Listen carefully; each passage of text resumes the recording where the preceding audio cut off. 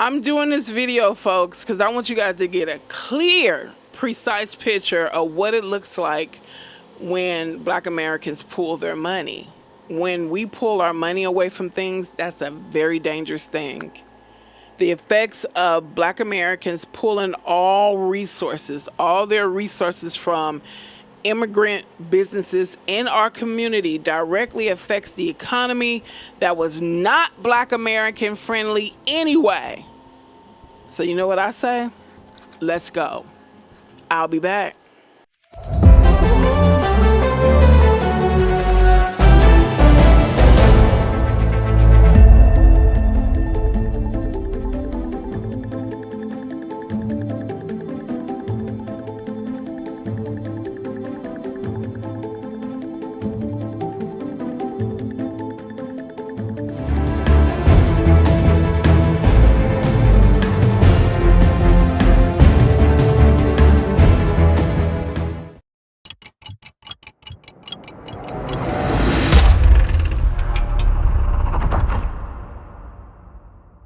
Hey folks, how are you guys doing? Today it is kind of warm in Southern Cali.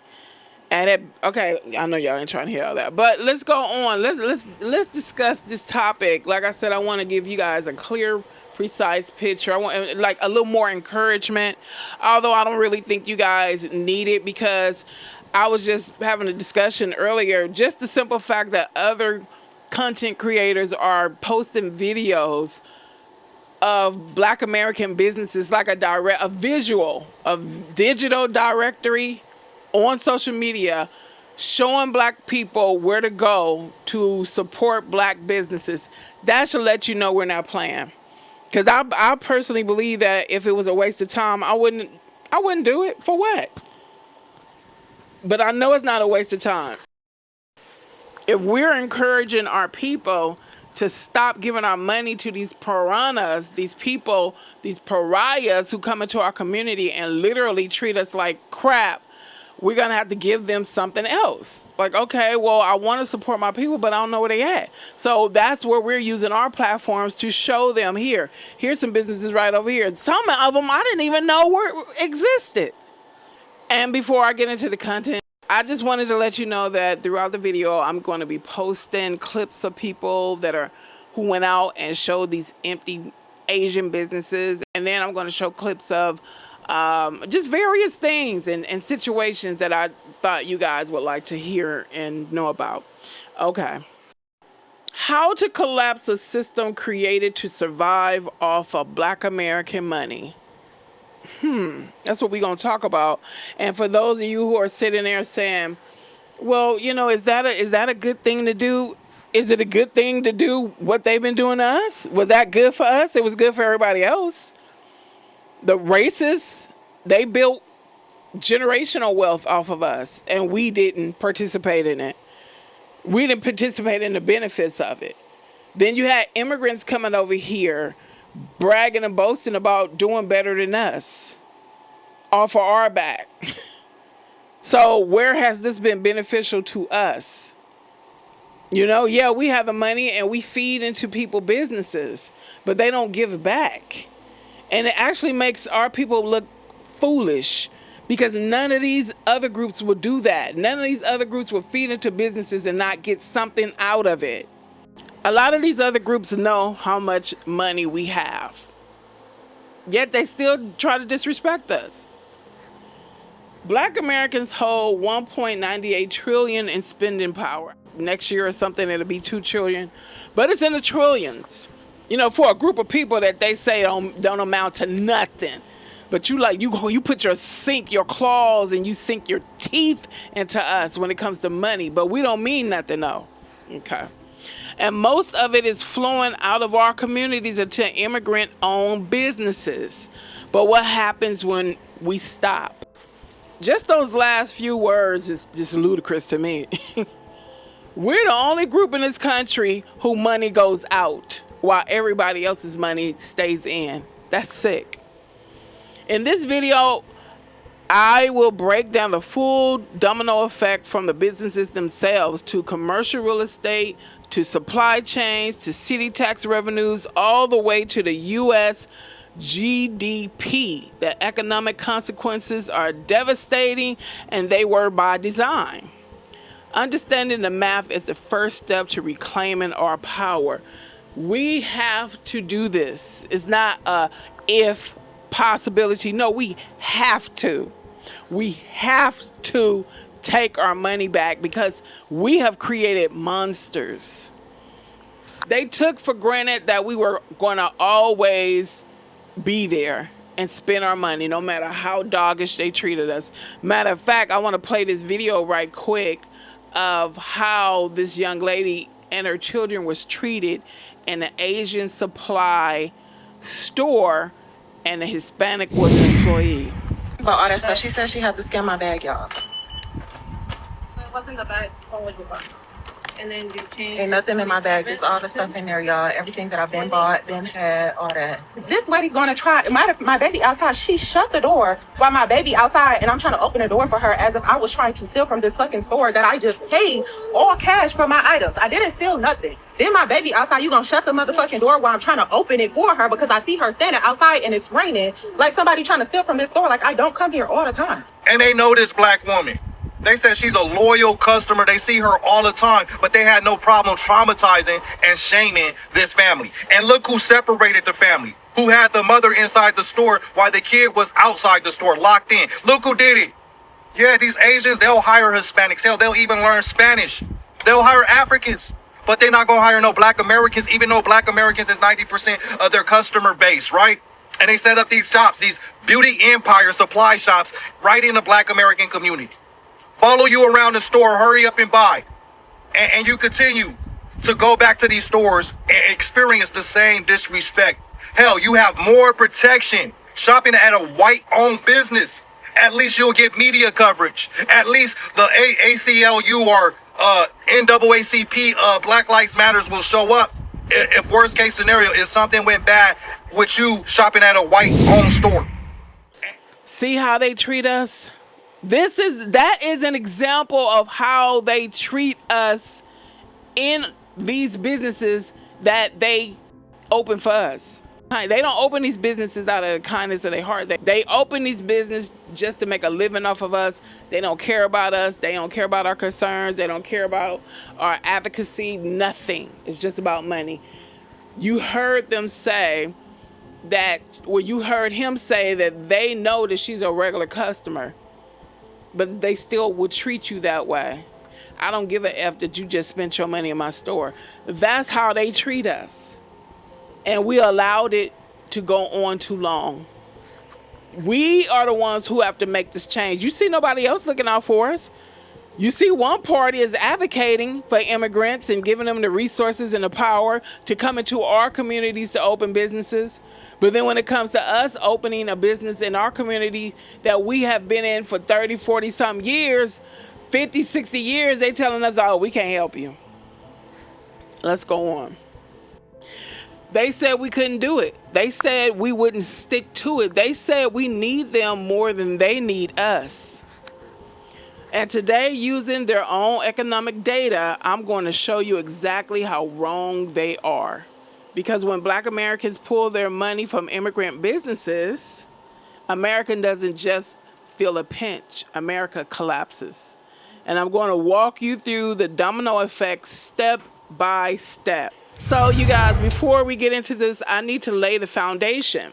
Because some of you know this already, but you don't feel it. I want you guys to feel it at the bottom of your shoes, all the way to the top of your skull. Black Americans hold, again, I'm saying it again, trillions of dollars in spending power. As of 25, that's 1.98 trillion with a T. Now, let me put that in perspective.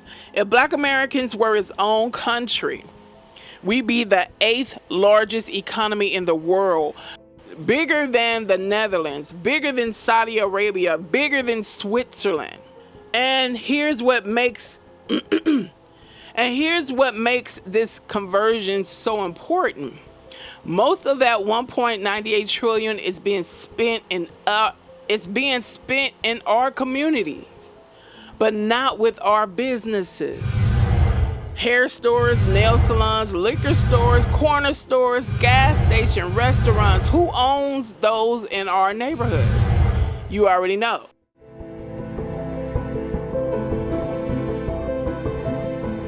They established their business and their... Yes, this is really important. Asian Americans were redlined from opening businesses in white neighborhoods because white people didn't want Asian Americans operating in their neighborhoods and didn't want Asian Americans profiting off of white people. But because the positionality of Asian Americans is weaponized to oppress black people, Asian Americans were being given loans to open businesses in black communities, even though black people were not able to receive loans to open businesses in their own communities. And as I've said before, as a result of this, black wealth is essentially paid out twice when it goes to Asian American businesses. Once when the individual pays for the goods or services, and then again when the Asian American business owner removes the profit from the community. Because usually people open businesses in their own communities, and this is mutually beneficial, where the business owner is making a livelihood off of providing goods and services to their community. And I wonder if, I'm trying to remember as a child and a young teenager, did I ever wonder why there were so many foreigners in our community with businesses? I cannot remember wondering that. I think it was just a part of life. But I know generations before us used to say things, you know. Okay, let's go on. The dollars leave our neighborhoods, they don't come back. And that extraction has been happening for decades. But what happens when it stops? That's what we're talking about today, because the domino effect, they do not want you to understand. First domino to fall, the businesses themselves. Let me give you some numbers. Immigrant business owners own 50% of all dry cleaners in America, 47% of all gas stations, 53% of all grocery stores, 45% of all nail salons, 43% of all liquor stores. And a disproportionate number of those businesses are sitting right in black neighborhoods. Now, here's the question nobody wants to answer out loud. Who is their primary customer base? Us. Black Americans spend $2.5 billion annually on hair care alone. $2.5 billion, and only a fraction of those hair stores are black owned. You know who owns them. So when black Americans decide collectively to stop spending at these establishments, day one, they feel it.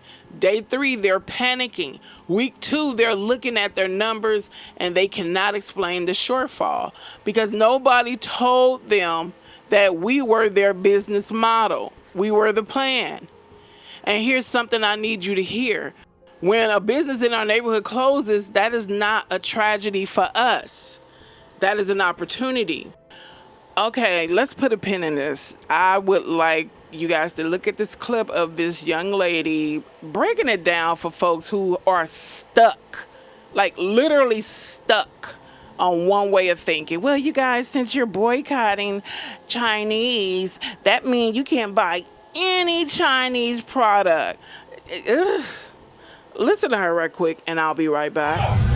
Old boy took that video down because I can guarantee you the people within his community got on his motherfucking ass because they know what type of boycott we're talking about.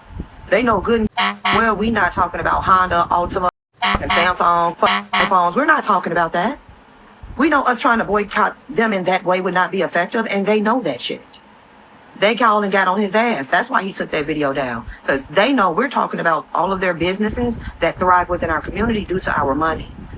That's why he took the video down, because they know we can crush those businesses by only not shopping there.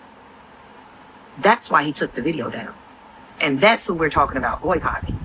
And if y'all learn to stay the fuck black people business, y'all wouldn't be looking like idiots on the internet because you assume the most ridiculous thing possible.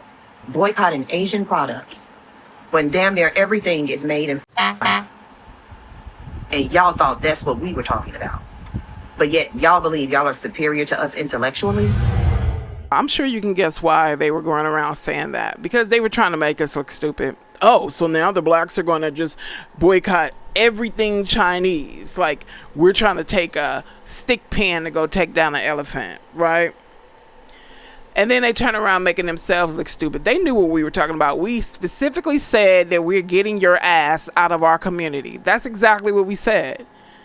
I don't know how it became like it is, where China got a hold on this country and they manufacture everything. But it's like, that's enough. And your things are not high quality. They're cheap and inferior. So it's not like you guys are geniuses, you know? All right, let's continue. That storefront becomes available. And we walk in and say, how much for the lease? Now, some people are going to say, what about the jobs? What about the employees those businesses provide? Good question. Because that's the main talking point they use to keep us spending. But let me show you what's actually happening with those jobs and who they're actually going to, because this is where it gets interesting. When those businesses start closing, and they will, the second domino falls. And this one hits people nobody's even thinking about. Commercial real estate. Most of these immigrant business owners don't own the buildings they operate in.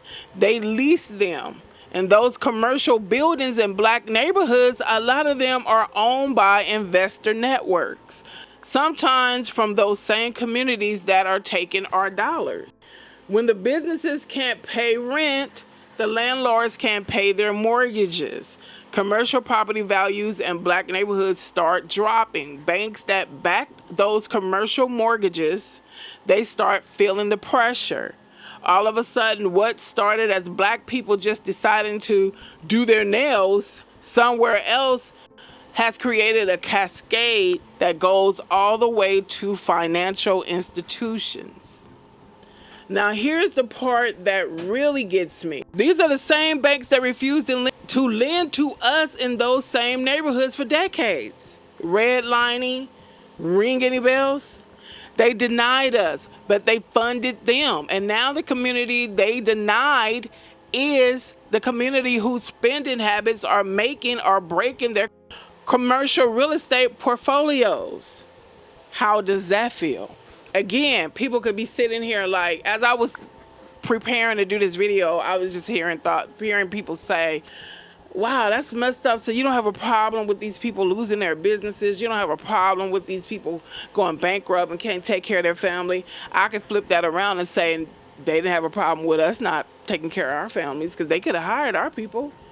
Our people didn't have to go 2 hours away to a job. They could have got a job. They could have got up in the morning and walked a couple of blocks up the street and worked at one of these immigrant businesses. But they didn't hire us because they say we're all thieves, but yet they stay in our community taking our money. So you didn't care about how you were affecting us in our community. And I was told that years ago that whenever business is in a neighborhood or community, they are supposed to employ the people who live in that community, and you see who they employ. Okay, before we continue, I would like to take an intermission and show you this clip of this young lady who is talking about how black Americans are showing out, pointing out empty salons and nail salons and whatnot. And then she's also throwing in a little education for those who want to be educated. So check this out. This is why when y'all say black people can't come together, I just shut my mouth, because y'all are showing out on this Asian boycott. Saturday, June the 6th, empty. Nail salons, empty. Y'all are showing out. Now, if you recall, he's the one that told us that we couldn't survive without any Asian-owned, stores in our community, and told us if we did a boycott, he would take away the laundry mats, right? They would not have laundry mats for us, as if we don't own washers and dryers in 2026. Now, some of you actually seem to be surprised at the Asian community, some of them anyway, that are really thinking that we're ignorant and too ignorant to have our own. Guys, don't forget about 2023. Do y'all remember in 2023 when they ended affirmative action? And that was in part to the Asian community. They let themselves be pushed to end affirmative action against the blacks. And people always say against the blacks as if we're the only community and we're the number one community to benefit from affirmative action. We weren't, but that's a discussion for another day. So in case you didn't know, the Asian American Coalition for Education, along with 60 other Asian American groups, got together and filed several civil rights law complaints against Harvard, okay? And they supported students for fair admissions. Now, if students for fair admissions sound familiar, that's because they are the ones who filed these lawsuits that went to the Supreme Court. President and fellows of Harvard College and also against University of North Carolina. They combined the two. They said that they felt it was so unjust. They were expected to perform higher to get into Ivy League colleges. And that's not the case for everyone, i.e. Black people. They decided to do it in groups so that no one could pick out a specific Asian American to target. But the fact that there were 60 different groups along with the Asian American Coalition for Education speaks volumes. Now, once affirmative action ended, do you think there was a big surge of acceptance into Ivy League colleges for Asian Americans? No, poochie pies. According to the Manhattan Institute, there was a 2% increase across the board of Asian Americans being accepted into Ivy League schools. However, there was a decline in Blacks and Hispanic enrollment. Like other communities, Asian communities seem to forget that they benefited from all the hard work that the Black community has done. And that's okay if you forget. We don't have to remind you because, baby, we just keep doing what we do, which is us. So I'm proud of all you guys standing in solidarity because they're basically calling us stupid as hell, and we're not. Leave me a comment. Bye, y'all. Bye. I thoroughly enjoyed her segment. But what's so crazy is all these people have their panties in a bunch, but they're trying to act like they don't. And instead of them saying, you know what, look, we already offended these people. They're already pissed off with us. Let's come to the table. Let's talk and see how, if it's possible, we can work this out. No, they want to, that's too much like right. They want to come with the antagonizing and, just what they do. And then it's like, it just further confirms and shows why we just don't want to mess with you no more. It's like, deal with it. Like y'all tell us to deal with it, deal with it. Now, this is where it gets real, you guys. Because most people think the impact stops at store level. No. Think about what it takes to keep these businesses stocked. The hair beauty supply industry has major distributors, predominantly operated by Korean and Asian business networks, that supply products to stores across Black neighborhoods nationally. When those stores stop moving product, those distributors lose orders. Their warehouse is backed up. They start laying off workers. Import contracts with overseas manufacturers get renegotiated or canceled. Same thing with alcohol distributors supplying liquor stores in our neighborhoods. Same thing with food distributors. You pull the thread and the whole supply chain tied to Black consumer dollars unravels. Do you know how big you are, Black America? And I'm not saying this to be arrogant. Please don't be arrogant. Pride before a fall. I'm just saying, stop letting people treat you like a dirty piece of soiled, nasty tissue. Stop letting them do that, because once we interrupt their business, it's a chain reaction. And if they don't want to deal with the chain reaction, they should have thought about it when they kept treating us like crap. I don't feel nothing for them. I'm looking forward to their businesses going out in bankruptcy. I'm looking forward to them going out of business. I'm looking forward to it because I'm tired of going through my community and not seeing my people operating these businesses. I'm tired of going to my old neighborhoods that I grew up in, going to elementary school with, around my grandmother and all the people that lived on that block, and I can't even recognize it. America is cool with it because it's affecting us. Let's go on. And here's what nobody wants to say out loud. Again, a significant portion of this supply chain infrastructure was specifically built to serve as Black American consumers. They didn't build it for white neighborhoods. They didn't build it for suburban America. They built it because they identified us as a captive market. When the captive market walks away, the whole infrastructure built around that market shakes. Now we're getting to the level that makes politicians nervous. Every single one of those transactions, every nail appointment, every hair store purchase, every corner store run generates sales tax. That sales tax goes to the city, then to the state. In major Black metropolitan areas, Atlanta, Chicago, Houston, Baltimore, Detroit, These businesses and black neighborhoods represent a significant portion of local sales tax revenue.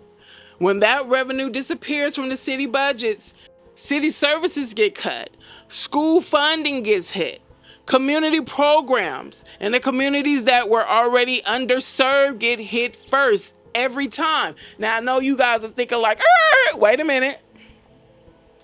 Schools, my baby's school gonna be affected. Listen, how is your baby being treated in that school? Were they treating your baby like they are a prize?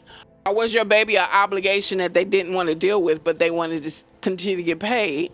So with this, we're going to be in a position where we're going to demand that our schools do better, or they can get shut down too. Don't we want our own schools anyway?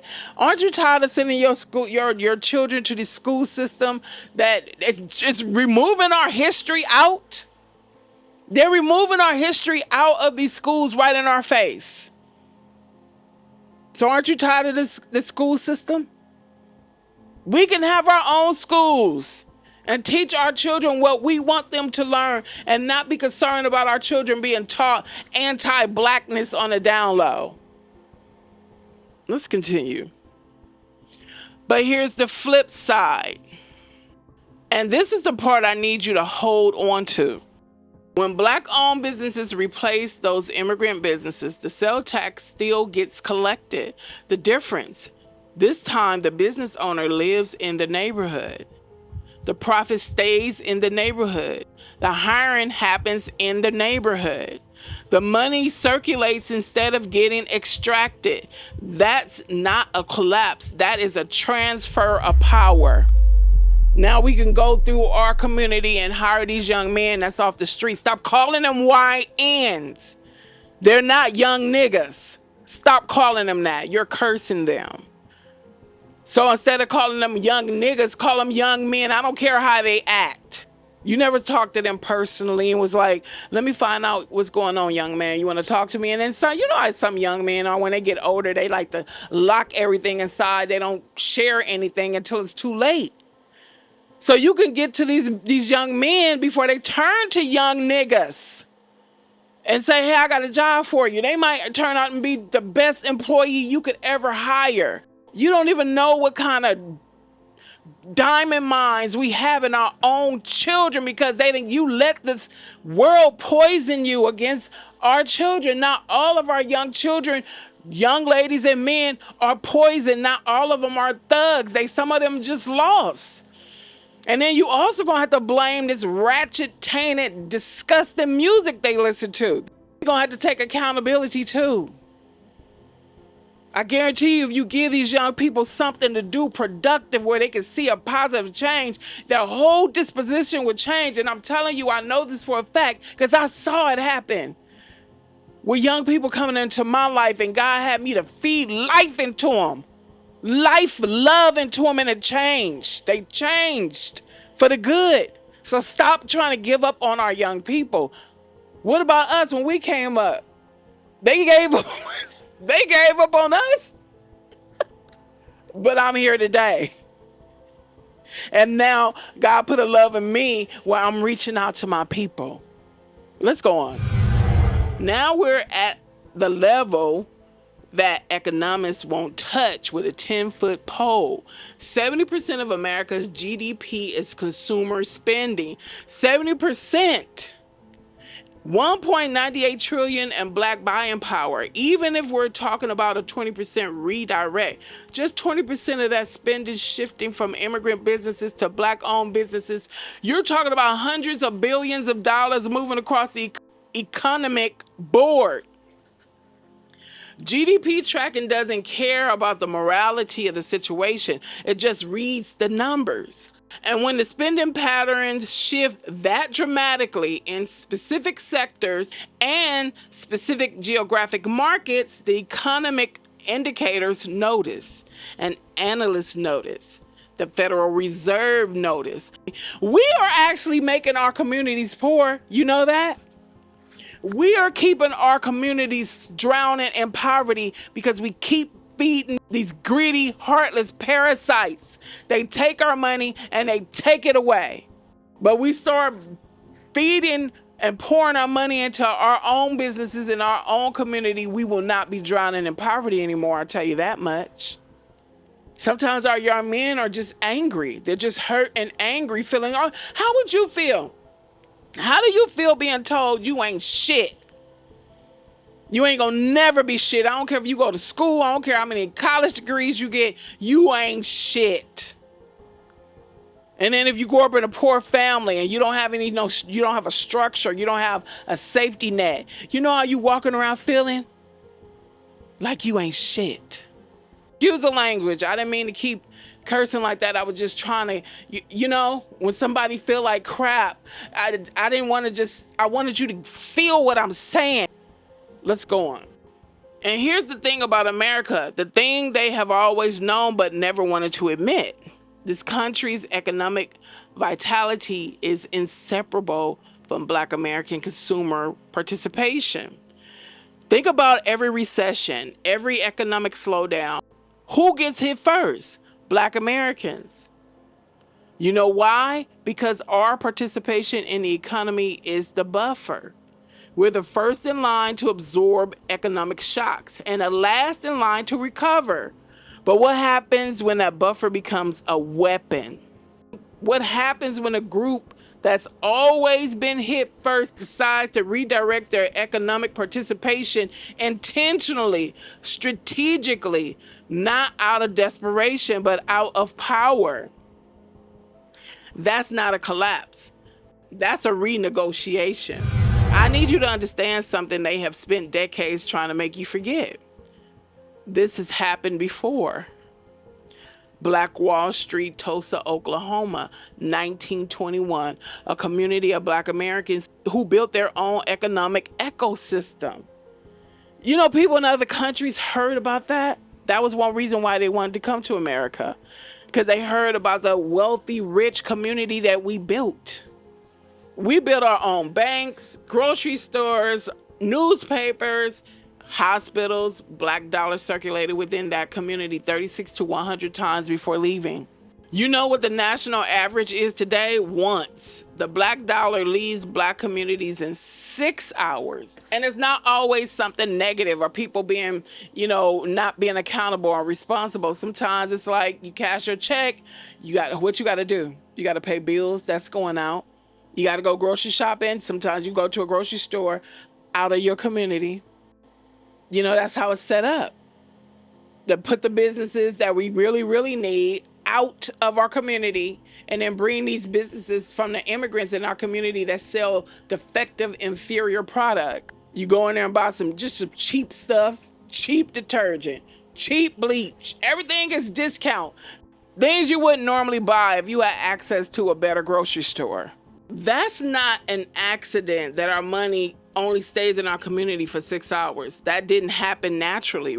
Redlining made sure that immigrant businesses could get loans to set up shop in our neighborhoods while we couldn't get loans to open our own. They structurally engineered our economic dependence. And now more of us are waking up to it. The Cyrus Carmack case didn't just make people angry, it made people aware. It accelerated a conversation that was already happening, that Black Americans have been funding communities that do not respect them, do not reinvest in them, and in too many cases actively despise them. Plus 1.98 trillion in spending power. That is the most powerful force in American economic history. So what does that mean for us? It means it's not just a blackout, it's an economic pivot. And every single dollar you redirect to Black-owned businesses isn't just a feel-good gesture. It is a stone in the foundation of a new economic structure. Find the Black-owned hair salon, find the Black-owned nail tech, find the Black-owned restaurant, the Black-owned service. Are they always easier to find right now? Not yet, but that's changing faster than any of these people expected, because here's what they underestimated about us. We are not just consumers, we are architects, and we have always known how to build, even when they burned it down. They burned down Black Wall Street. We're building it back. And this time, they won't be able to stop it. No, folks, can't nobody stop us. Can't nobody stop us, and they know that. They can't stop us, so they come in and try to manipulate us. And we are beyond it. We're over it. We're like, take your manipulation. You can jump into the deepest part of the ocean, because we're done with it. We're done with your games at our expense, at our children's future, at our peace of mind. Imagine how that would be when you walk into a place of business in your neighborhood and you see your people in there. Let's treat each other right. And I'm not saying that like we're children and I have to, let me remind you as a little child. No, I'm just saying, come on now. Let's show what a real community look like, because we know what a real community look like. We just been deprived of it so long. And we're not taking that any longer. You're not going to keep depriving us of being a family we know we can be. All right, folks, I'm about to end this. I'm about to shut up the shop. Thank you for your time. Thank you for listening. Thank you for sharing and caring. And I will see you guys in the next video. Black-owned LA, let's go. First up, Urban Desserts Lab. This is the world's first oat milk ice cream shop. I got the s'mores artisanal soft serve cone, and my brother ordered the chocolate peanut butter pretzel. We also got the croissant, a brulee croissant with cream. If you have a major sweet tooth, this is the place to be. Aura is a beautiful cafe in Limerick Park. I saw a lot of people working remote. It was on the crowded side during our visit, but the vibes were definitely there. Aura has a nice ambiance, and if I lived in LA, I'd definitely be there often. Bridgetown Roti, my brother told me about this spot, and it absolutely is worth a visit. It's a Caribbean restaurant showcasing Trini and Cajun flavors. You can expect items like patties, macaroni pie, plantains, jerk cucumber salad. The food is delicious. You need to put this on your list. Lastly, for all my book lovers, check out Lore. What other Black-owned businesses should be on our radar in Los Angeles? Follow me, Busy Travels, for more travel recommendations.